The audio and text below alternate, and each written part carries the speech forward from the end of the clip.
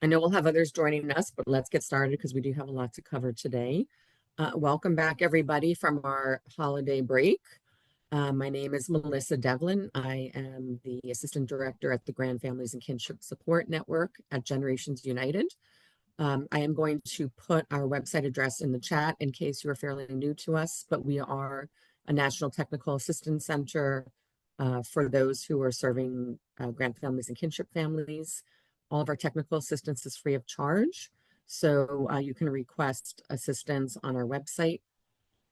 Also, if you need assistance specifically with some of the kin mobilization strategies that you're learning here, we are available to help you with those as well.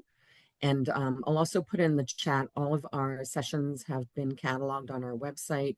So if you've missed anything, you can go back and listen to the recordings or any of the access any of the resources that have been shared. We are back now from the holiday, and we are going to be continuing our sessions for every other Thursday at this time. And our last session is scheduled for March 13th. And so if you have any questions along the way here today, or you have experiences to share on what's being discussed, please feel free to use the chat, or you can come off mute as well. We really want this to be interactive and have you share your challenges and successes as well in some of these strategies. And so with that, I am going to turn it over to Marina Nitsa, who is is working with us on co-hosting this learning community and has been key in helping us develop our toolkit on kin mobilization strategies. So I'll turn it over to Marina. Thanks. Thanks, Melissa. Hi, everybody. Welcome. I hope your new year is off to a good start. So we've got two topics today. First, we're going to talk with Heather Chorney about these really amazing and beautiful life book templates that they developed in Frederick County, Maryland, and how you can, they're very generously sharing them, so you could download them and use them with your own families, but she'll talk a bit about how they're useful for children and families, and particular emphasis on how to use them to help children stay connected with their kin. And then I'm super excited to have Think of Us here with us, who are absolutely national experts in this, to share different strategies for ways to keep youth in care connected to all their supportive adults, right? Not just their parents, but all the supportive adults in their life and their network. So to kick off, Heather, I will bring you up, and I'm going to screen share, and I just want to preview how beautiful these are. Um, So there's three different designs. This is triangles. And ooh, is it just share? Can you now see the watercolor one, or is that sharing not working? I'm seeing the triangle one. Okay, I will fix that. You talk and I will figure out how to share the Thank you, correct. Marina. Appreciate the opportunity just to talk about life books. Historically, we have utilized life books for all of our children in foster care, but specifically, it has always been part of the training curriculum for our resource parents. But I think this is a great resource as we think about moving forward to supporting our kin families and any family by choice that a family may identify. We have come across these great free templates to develop different life books for children in care. And so just having the opportunity today to share those with this group is, I think, a wonderful opportunity to be able to, share all the resources that we have been able to identify. With these particular formats, you're able to, utilize pages that are helpful or not helpful. We have found them to be beneficial, and they're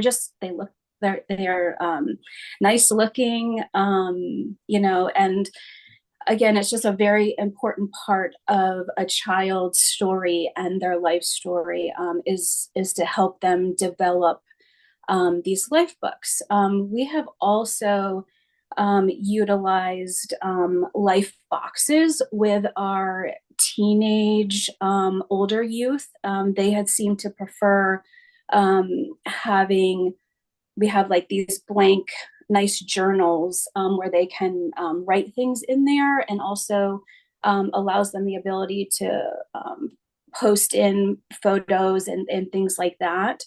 And then we have utilized these life boxes, which I think for teens is nice because, you know, they might have a memento or something, and they're able to put those in their life box. So whether, you know, families choose to use life books and or life boxes, we have found them to be helpful in children developing, you know, their self-esteem and who they are, and for their story to continue. And I think it's a unique opportunity for our kin families to do this with children as well. And, you know, and they probably, you know, coming from a unique perspective, I think, you know, they could add in some family history that birth parents may not know, children may not know. So I think it's a unique, a great experience for children in care and their families, you know, just to begin those conversations and talk about family histories and their story, their family story. And these are some great resources to utilize. So we wanted to share them with everyone today. I also am going to put in the chat. We have found 2 websites to be extremely helpful. Some families choose to do a life book style, not a life book style, sorry, a scrapbook style of photos and stuff for children. And we have found 2 websites that allow for a free, private, it's secure, it's a way to share photos and videos with a select group. So one of them is called Family Album. It's an online website. And the one unique thing about this is it allows for the sharing of photos as well as videos. And it's free. There's unlimited use to it. It also offers 11 free prints to be sent each month to families. So we have some of our resource parents who have been utilizing this. But as you know, here in Maryland, we're kicking off really a lot of similar, you know, initiatives to helping our kinship just as much as our resource parents. And I think, you know, this is something that is a great resource for our kin families. The other online website that I've had some foster parents utilize is, it's called Moment Garden. That is another online free, you can upload photos and you can share that privately with emails. You can put it on your phone, you can use it through the computer, but it has allowed for families to you know, stay connected with each other and also share in the moment photos of children. And it's just been wonderful for birth families to feel that connection, birth parents to feel the connection in that moment. They're receiving, you know, a photo of a child, their child might be doing something, an activity or whatever. And that's been really cool, a way of communication and continuing their journey, their story. There's also a paid service where you can, you could pay for the photos to then be put in an album. Family Album is also a mobile app, so you can use it. You can have it on your phone as an app or use it through the computer. So it's a really nice, and it's a free service. So we have found those 2 that I know some of our families have utilized. So we just wanted to share them with all of you today and show you these free templates that we've been able to find. And they're really nice. They're a cool, very, you know, there's I think there's 3 different ones. So this one here has more like the floral. The other one was the triangle. And you can, you know, add in pages, take them out if it's not appropriate. So thank you for the opportunity to share the resources today. Thank you so much, Heather. I know every time you share these, people get really excited, and it's nice to have something you can like download and print right away. Yep. And I will say, anytime I've gone to Kinko's and said like, hey, you know, I'm printing for foster care reasons, they tend to suddenly give me a $0 bill. So I hope that is Ooh. for all of you if you are printing on nice paper. So thank you so much for sharing. And as you saw, the links are in the chat for the 3 different designs. So definitely encourage folks to download it, try it, or even maybe it inspires a new design. Please share it back if that's the case. So thank you so much, Heather. Next up, so Whitney and Shonda and maybe Sabrina, I'm going to pass it on to you to talk about how to keep youth in care connected to their supportive adults. Thank you so much, Marina. I'm going to share my screen, and if this will all work. Give me one sec, Whitney. And maybe you introduce yourself and I'll get this started. Sure. So hi everyone. My name is Whitney Robertson. I'm a senior director of programs at Think of Us, and I helped build and oversee our virtual support services program, which we'll talk about some learnings today Someone from did our call. I don't know practices why of I that. didn't hear it. Uh-oh. I don't know. Weird. I think somebody might be unmuted. I think I got him. Okay. And yeah, we'll talk a little bit about learnings from our practice side, in addition to the research that we've done across different spaces. Marina, I'm not seeing the share it's not popping up to let me share. Can you make sure that I've got share functions, or Melissa? Yep. Let me check. Hold on. Thanks. Sure.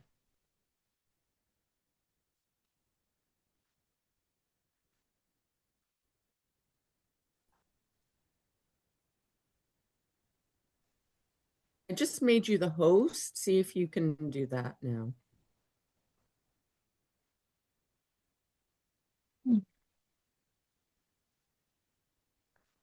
Because everyone here should be able to share. Let me. Sometimes it's hidden if you have to like expand your button row. Yeah, no, it's still not showing up. Give us just one sec. Well, I'll introduce myself. Whitney, I don't know if maybe you can pull it up. I don't know what's going on my end. Apologies, it works like 95%, 99% of the time, except the one time that you're actually presenting in front of a large group. So on my day-to-day meetings, this works fine. But I'm Sabrina de Santiago. I'm our Senior Director for Proximate Policy.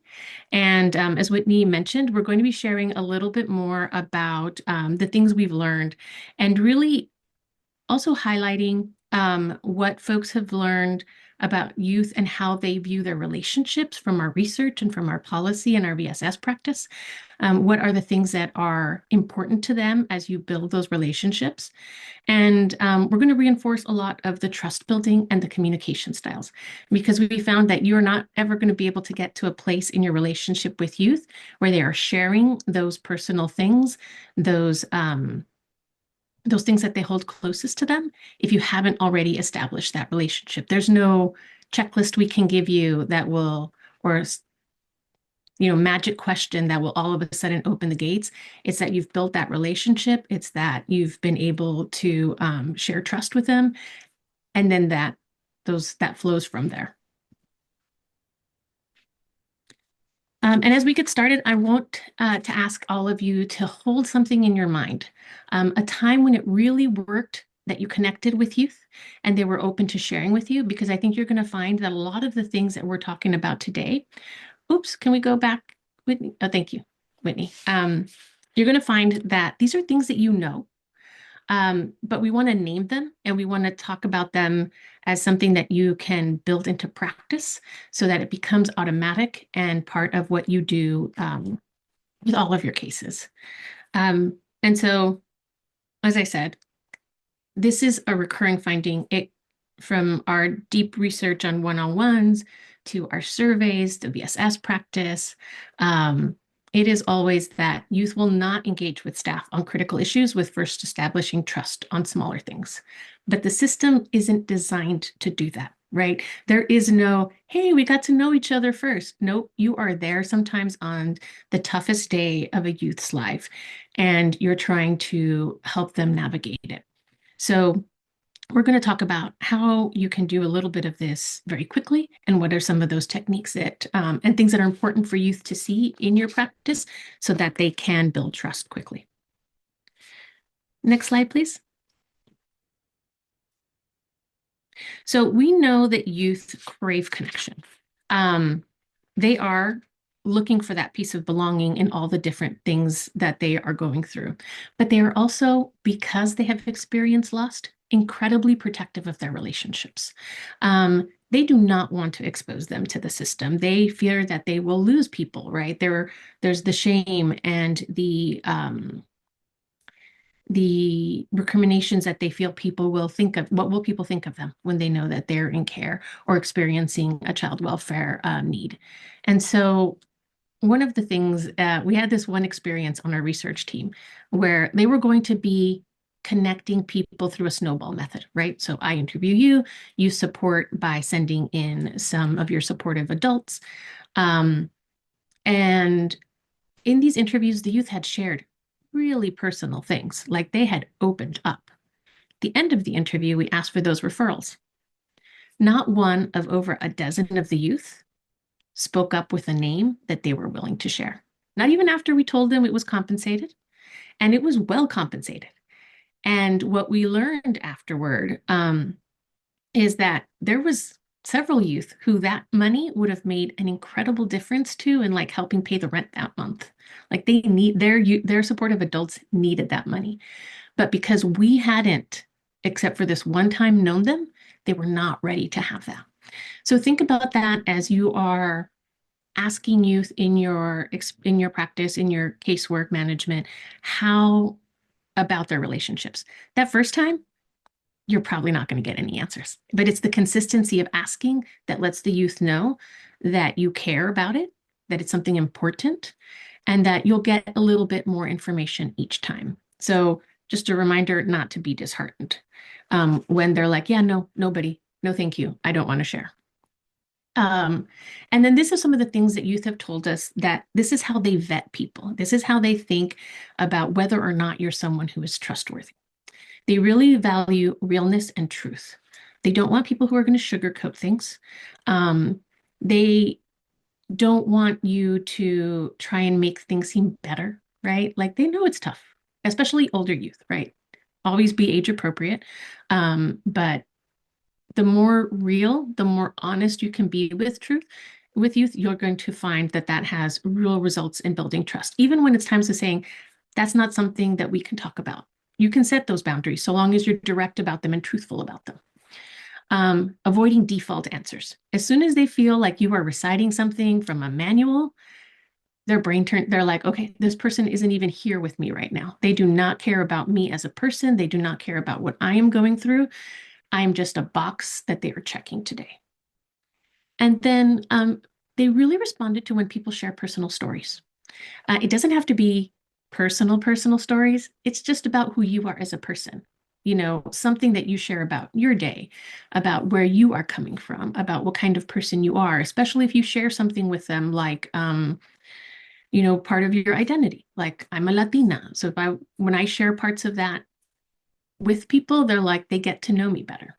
So if there is something in your life that you can share and you can think about this ahead of time, what are you willing to share so that it never catches any of us off guard? Because sometimes we know that when we hear those really deeply challenging stories, it is a human response to want to share your own, but always have, what are the couple things that I can share about me? And it can be anything like your favorite TV show, you know, something that you did for fun, but just try and think about how you can share a little bit about your own self to bridge that gap, to show them that it's okay to share about themselves. And then why do these relationships matter? And like, what are the benefits of them? Because I want to acknowledge that people have a full plate. Like you are already doing more with the little bit of time that you have. So how do you build something in, and why would you? So part of that is because the supportive adult relationships are what builds stability for youth, especially older youth who are more likely to experience congregate care. And even in kinship placements, people often think, well, in kin, they're already connected to their people, right? It can go farther than that. And it can be not just their placement, right? And looking at a youth support network as more than a potential placement allows you to see how many people can be supportive. So in a supportive adult youth can provides that connection. But it's also a benefit for the kin caregivers and for foster parents too. But they're an extra set of hands. Think about the number of times you may have called someone in your own extended network to say, "Hey, I need this support." That is the same thing that the supportive adults in a youth's life play. They can take them to like a baseball game, right? They can be the person who takes them to practice or to the after school activity that they do. Just having that extra set of hands for kinship families is really important. We often hear from kin families that they're like, I want to help, but I can't do it alone. And knowing that they have this supportive network of other people who are also in it with them is very important. And it's honestly a benefit to caseworkers too, because they can, once somebody has these adult supportive relationships, a youth, we know that they have fewer disruptions in placements. Youth who feel connected don't act out as much, and youth who don't act out as much will more likely to stay longer in their placements, less likely to experience congregate care. I do want to say a little bit about congregate care because we know that sometimes that is a placement before or as youth before they're being placed with their kin. And so it's really important that if you have a youth who is in congregate care, you are still connecting them with kin if at all possible, and trying to create a space where those relationships are real. In congregate care, so often youth don't have access to a private phone, or the calls home get treated as a perk, which is awful, right? Those are the kinds of things that they need to stay grounded, and the important things to being able to reintegrate with their kin after even a short-term placement in congregate care. So making sure that they have access to those things is really important. And I think that the other thing I'd want to mention here is that there's a couple of ways that you can support those relationships in how you make space for them. You've got to be intentional, right? There isn't like there isn't just like a tool you can say, hey, you have a designated time every week. That's never going to happen. But you can be asking them questions about how they want to be connected, and how that's the biggest thing, asking them how they want to be connected and how they want to be supportive in it. Because youth will tell you, I don't have access to a phone all the time, or I don't have someone's, or I don't have a private space to speak to somebody, so I can't build those relationships. So please ask them how they want to be supported, because I think that will make also a difference. They will feel heard. And we've experienced this, that when you ask them and they tell you and you follow up with that, that is one of the best ways to build trust in a short amount of time. And then I want to move us to this quote, because I thought that this spoke so well to how youth feel about their relationships and what you need to know and keep present to help them build those relationships. That they don't have trust issues. He says, this person said, I don't know if it actually was a he or she. I do not have trust issues, but I'm careful trusting other people. I trust people that don't sugarcoat things. Whether it hurts you or not, you're going to be thankful for it eventually. And so just remember that youth may not see themselves as having trust issues. They see themselves as being rightfully cautious. And so having that approach when you speak to them about those relationships is going to be really important, so that you don't close them off, so that you don't say, hey, who are your adults? And if they give you no answers, you say something like, well, I know you might have trust issues. Red flag. You really want to make sure that you're respecting how much boundaries they've had to place for themselves, and talk about it from a positive place. But to speak a little bit more about how we've done that in our practice, I'll throw it back to you, Whitney. Thanks, Sabrina. All right. So like I was saying earlier, I run our virtual support services program, and what that is, it's a virtual resource navigator, and so we support transition age youth, older youth, and a variety of different caregivers, and getting connected to resources. And we have a lot of learnings, and a lot of learnings that I'll discuss, and some insights that I hope can help you all with keeping young people connected to their supportive adults. And so, just a couple of like high level things to start off. We've learned that the right messenger matters, right? And so having the right messenger is the who can support in identifying and keeping the youth connected to their supportive adults. And so we'll discuss the how in just a couple of slides, but really being able to build trust with the young person and also by working with people who the youth trust. And so the messenger matters. There's going to be times that the caseworker is the right messenger, and other times where the caseworker may not be that right messenger. And so it's always worth considering in every situation who is the right messenger. I can remember many years ago when I was on front lines and supporting young people and working for a nonprofit. One of the things that we had to do in the first 14 days was, and to be in compliance paperwork was a genogram. And they are very, very useful. But like in that 14 days, and you've only met with the young person once or twice, it's really how are you building that rapport and trust? And later on in our practice, we would find, when that young person was actually in crisis is when we would see different supportive adults being identified for them. And so, when we're talking about like having that rapport, building the trust with the young person, it's essentially like a make or break of will you be able to support with connecting to the resources and also keeping them connected with supportive adults. Oop, and I got scrolling. And so also with having the right messenger, you have to have the right message, right? And so when we're thinking about creating authentic and collaborative relationships with our young people, it's really important that the ways that we're showing up, and I'll go through how we've done it in virtual support services. We need to understand what motivates the youth. And at Think of Us, we motivate youth by including them also in our work as partners. And so, really asking yourselves, how might you establish that partnership approach to support youth and ensuring they remain connected with supportive adults?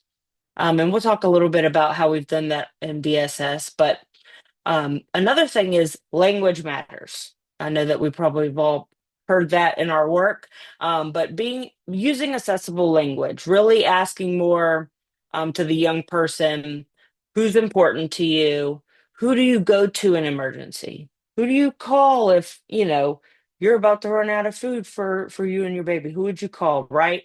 Versus like that broad, who are your supports? Name all of your supports and name, how they can support you. You're more likely to get answers and a thorough, more of a comprehensive list when you're being pretty specific on what type of support and questions that you're asking.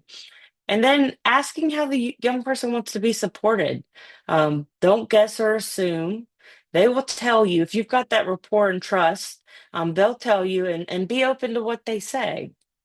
And so we'll talk a little bit about how we do that. Our practice is really grounded in this concept of unconditional positive regard.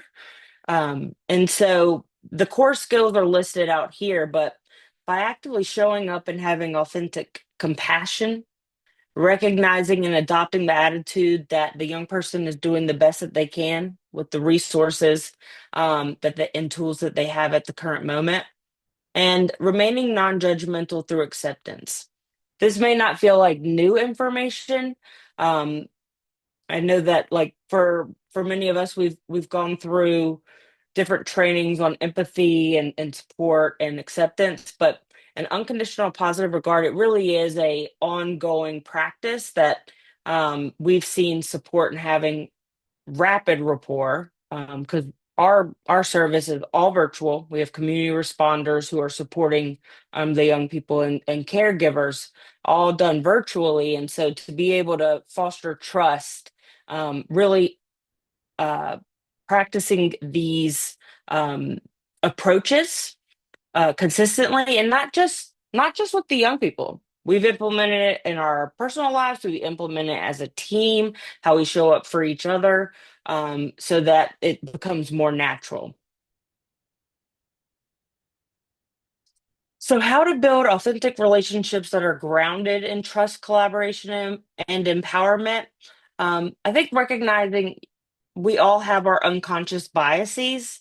And so, being intentional on avoiding the writing reflex, you can really lose our older youth with the, I think you should do this, or, I don't really agree with that. You should, really consider reaching out to so and so as a potential support when the young person may be saying, no, like I do not view that individual as a support. And so asking them how they want to be supported is really critical, and not assuming. Again, I think that's an act of practice, that you have to engage in with your young people, and with different supports that they may be connected to. One of the easiest ways I think you can lose trust, with older youth, with young people, is not doing what you say you're going to do. And so that's why we identify here in remaining consistent. Doing what you say you're going to do is going to assist you in building that trust, maintaining the trust, and being collaborative with that young person. And so I'll talk a little bit more on the benefits of showing up in this way. Um, Specifically the benefits of unconditional positive regard, and how this has really supported us in our practice with being able to not only connect young people with resources, but also with supportive adults in their lives. And on pretty short term, we're not with young people for, months on months, or a year. It's typically about 14 days to 30 days that we are supporting, based on what they're identifying as their need. And so the benefits that we've seen, with unconditional positive regard, relates to restoring hope. Without hope, really, you may not get much engagement at all with a young person. And without that, being able to successfully connect them and them to sustain relationships with supportive adults, would be difficult. We already know that a lot of them are aging out, not connected to their supportive adults. Also, increasing their self worth, creating safety. So, there's a stigma alone with identifying supportive adults when they aren't in crisis. I could think back to some times when, I'd be like, oh, you've got your aunt local, and she can help you with housing. Like it would come as a surprise. And so, ensuring that they have that safety, because thinking about this stigma, I mean, there's times where young people, they kind of have like this known understanding not to identify any family members or supportive adults in their lives, with fear of being system involved. Also, it promotes trust. I mean, without the trust and honesty, um, again, that would be very difficult to connect young people, to their supportive adults, or identifying them.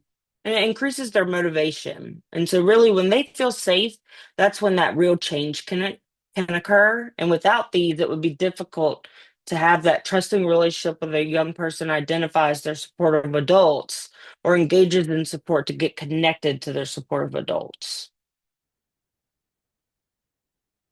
And so, Marina, I can send this out, so that everyone has access to it. It's on our website as well. But these are some of our resources where we've engaged in different research. So, our aged out report, our most recent is our Kin First and Foremost, exploring federal supports for TAY, and then Away from Home. And each of them have really good um, uh, tools and learnings and insights that we've had over the years, of working with young people and doing our research sprints, that could be supportive to the work that you all are doing to keep young people connected to their supportive adults, or even getting them connected to supportive adults. And we'll flag which pages it is in that. Yep. Those Yep. It's not useful to you if we just send you this huge report Yeah. list. We'll actually go through and say, like, these are the sections, and pull some links for that so that you all can get that. Yeah. So I will stop sharing. I know that's a lot of information at once, and happy to answer any questions. Yeah, maybe we'll give it a few seconds. If folks have questions, feel free to pop off mute or drop them in the chat. And we'll share, thank you. We'll share your slides afterwards, along with the links to the life books from Heather.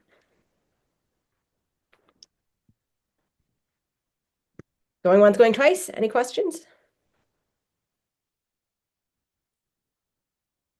Okay, Melissa, should I pass it back to you to close out? Yeah, sure. Anybody have anything they want to add in their own experiences? Also anything on life books too. If anyone's been using those, we can go back to anything on that as well.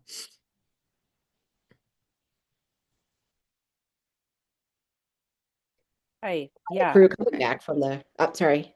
Oh, hi. Sorry. Can you hear me? Yes, go ahead. Okay. Hi. My name is Beth Norton. I just want to hop on to say I spent 14 years in the foster care system. I was a teen in the system, and I just have noticed that things have come along so much in the training, and just everything that you guys are saying is really hitting for me and right on. And so I just want to, back up the things that you say from experience, and to just put out there that yeah, absolutely right on with these things. And I just hope that like the message gets out there and utilized. And thanks for your work. Thank you, Beth. Anybody else before we close out? All right. Well, I want to thank everyone for joining us today. And our next session is going to be on January 30th. The topics are going to be on using a variety of contact methods and then testing out communications with kin caregivers. So what we're going to do is I'm going to put before everybody leaves, I'm just going to put a link in the chat to where we have all of our recorded sessions, and this will be going up there as well with access to the links. I want to thank our presenters today and also thank Marina so much for helping organize these learning collaborative sessions. And that's all we have for today. I'm going to, if anybody wants to stick around, I'll put the link in just 1 second.